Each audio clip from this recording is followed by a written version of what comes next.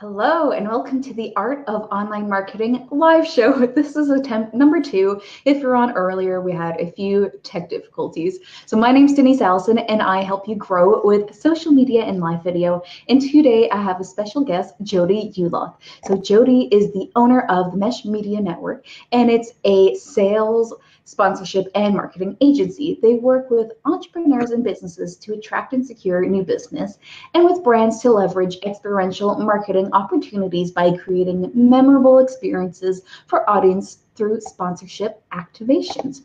So welcome, Jody, and hopefully no tech difficulties this time. Listen, I don't know, Denise. Thanks for having me, and not sure really what happened with that freeze, but here we are. Excellent. All right, so for those who may have missed it, tell us a little bit how you got into this world of marketing and sales. Sure. Yeah, no. So I am a teacher by trade and started out teaching, taught grade 8 for a couple of years and realized that I am not doing this for the rest of my life. Kudos to all the teachers out there. It's a tough job.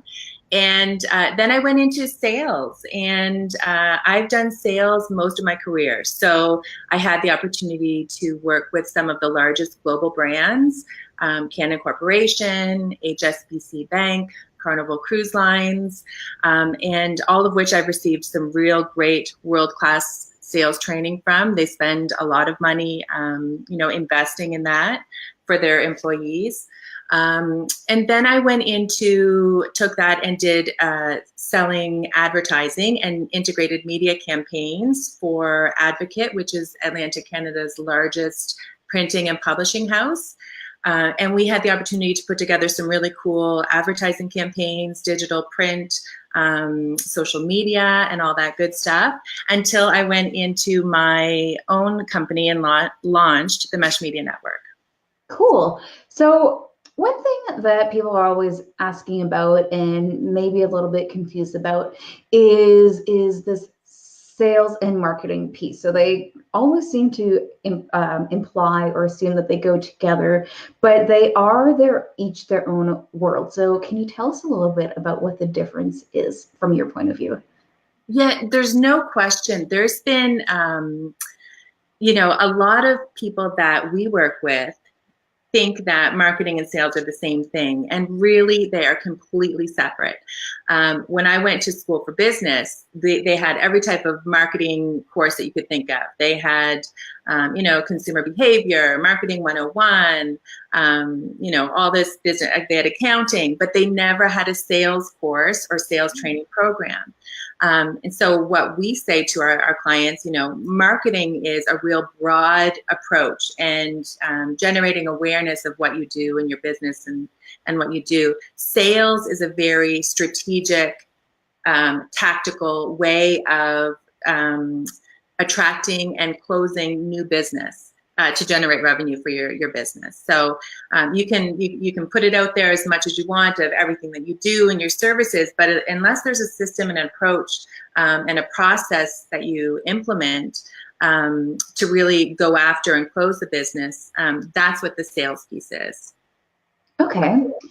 So what are some of the things that people generally get wrong when they are trying to close sales? What are some of the mistakes that you commonly see?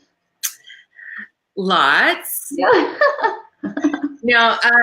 So one of the common mistakes, I think, a couple come to mind, Denise. So I would say, and people say it all the time, that sales is about listening, and it really is. So, and like you had named this interview today, it's a win-win formula. So until you can determine that, it's a real win-win formula and it's mutually beneficial for both sides.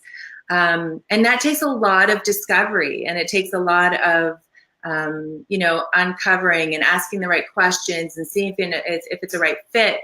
And a lot of people don't take the time to do that. So a lot of the mistakes I see is that people will come, they'll spend 15 minutes talking to you about how great their business is, what they do, all the services and programs they provide, but they have no clue what the pain points are for the customer that you're talking to. So that's definitely one thing that we see a lot in terms of mistakes. I'd say the second thing in terms of mistakes is not being prepared. A lot of people get really uncomfortable with the sales process and are, nervous, they're uncomfortable. And when you portray that and you're not really passionate or passionate about what you're speaking about or what you provide, it can get lost. So I think that, people, I think that what they have to do is really know what they're going to offer and then ask for the business. So, not to be uncomfortable with asking for the business is where I'm trying to go with that one, Denise. That was the long. Got it. Makes sense. Cool. So let's switch gears a little bit here. Now, you do a lot of events, and those are big marketing campaigns. Tell us a little bit about how those work. Sure. Yeah, no, that's one part of the marketing that we really niched into, because it's where I find my passion and where I have the most fun with marketing. So you're brilliant at social media marketing, and video and all that stuff, and the benefits and the value that provides. The one thing that I found really cool was, we could do print campaigns, we could do digital campaigns, but the real live events, through sponsorship and working with the brands to engage the consumers at the event to create a real memorable experience, and have that face-to-face interaction. That's something that I found so cool to be able to do. So that's part of the niche market that we go after. So looking at the events, and then acquiring and sponsorship, and then working with the brands to leverage experiential marketing. All right. And I mean, you mentioned sponsorships, and that's probably a big piece that a lot of people don't quite understand how that works. So how do you go about acquiring sponsors for an event or anything else you need a sponsorship for? Yeah, definitely.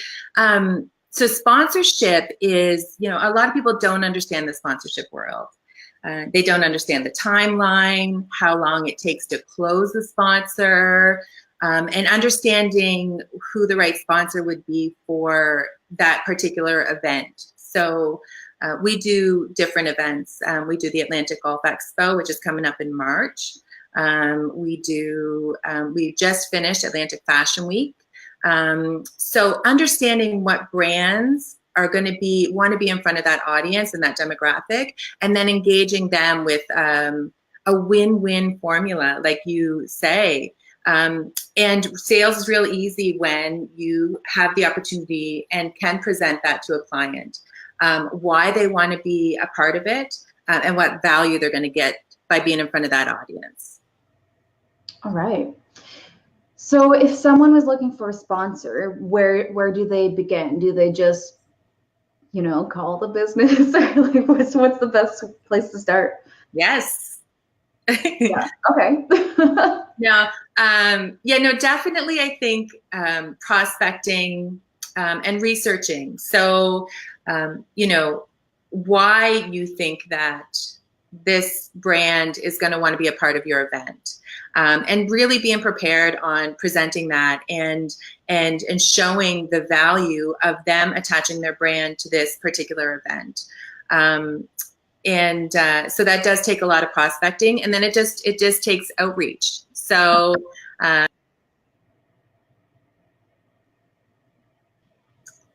some people say that scared on that one, Denise. I thought you went away.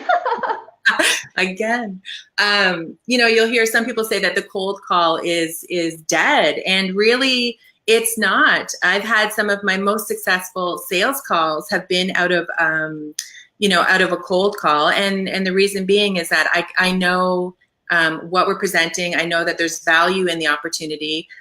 So just being able to present that Yeah, and then reaching out and having a whole list of the sponsors that you want to approach, but understanding the timeline that you're presenting to them, and understanding when budgets are made is one of the mistakes that a lot of people don't do, or don't understand. You have to get to them before their budgets are secure.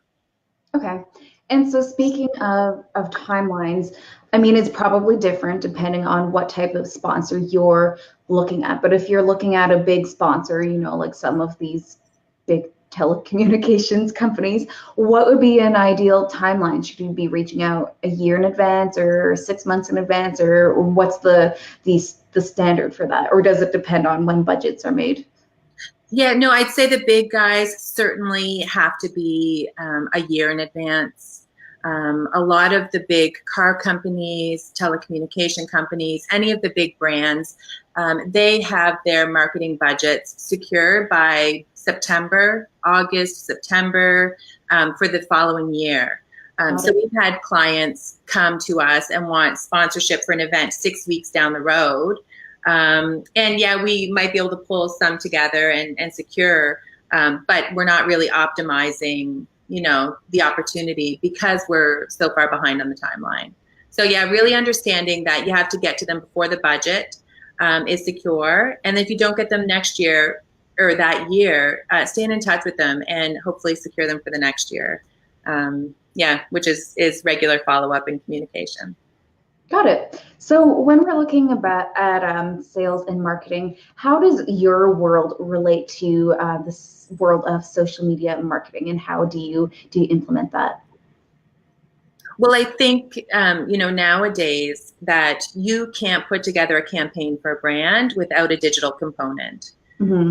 So a lot of the cool stuff that we see or leverage through the digital world is being able to go live at events. Mm-hmm. And, you know, being able to engage people that can't be there in real person. So, you know, that's definitely one aspect that, you know, has been so beneficial to have the live streaming, you know, and then the reach that you can have. So the reach and the impact is greater, so much greater when it comes to implementing an online marketing strategy, which is social media. And you've seen the brands blow up because of the large social media and influencer marketing and all that stuff. So it's all combined and it all goes together. Cool. Okay, what else do you think that our audience should know today about sales and event marketing? Well, I would say, you know, one of the things, if I could stress anything, Denise, it would be, you know, exactly what we talked about, you know, having a win-win formula and knowing who your clients are, having a real strategy to go after them and why it's going to be a win-win formula for them. One of my projects that I get to work on, which you're very familiar with that community, and that's Eleanor Beaton. Mm-hmm. So for Eleanor, I work with her as an advancement advisor. And there's brilliant women in that community. But one of the most important things in my position is to chat with the women and make sure it's going to be a fit for them. So make sure that it's going to be a fit for them, that they're going to receive as much value as they can from the right program. And then make sure that it's a fit for Eleanor and what she delivers. So, you know, if there's anything I can stress, it's about sales are real easy when it is a win-win for both sides. And trying to close business that when you can't present that win-win and just to close the sale, that's not good for anybody. And it can be real detrimental to your business. Got it. Makes sense. Yeah. All right. If our viewers wanted to learn more about you, where can they go?